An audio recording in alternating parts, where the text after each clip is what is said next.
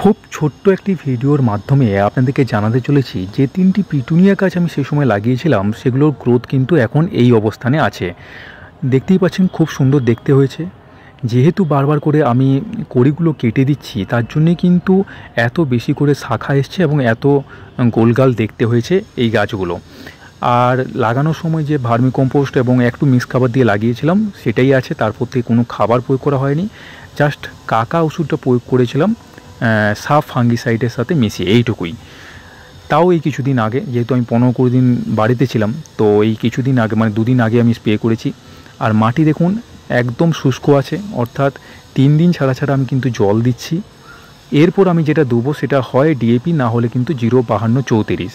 ফুল যেহেতু আসবে এই সময়, ফুলের কড়ি দেখা দিচ্ছে এবং এরপর আমি ফুল নিয়ে নেব, তো তার জন্য কিন্তু আমি হয় ডিএপি প্রয়োগ করব 10টা থেকে 15টা দানা ছড়িয়ে, তারপর জল ঢেলে দিয়ে, না হয় আমি 0-52-34 কিন্তু স্প্রে করব। তো আপনারাও সেটাই করুন। গাছকে 3-4 দিন ছাড়া ছাড়া জল দিন, পুরো সূর্যালোকে রাখুন।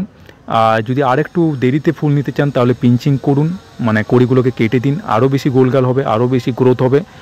আর এইটুকুই জাস্ট কেয়ার, আর কিন্তু কিছু বলার নেই গাছ নিয়ে। সেই জন্য একদম ছোট্ট একটি ভিডিও বানিয়েছি আপনাদের জন্য। যেহেতু আপনারা অনেকে আমার চ্যানেলটা ফলো করছেন, তাই আমি আবার আপনাদেরকে এটা জানালাম।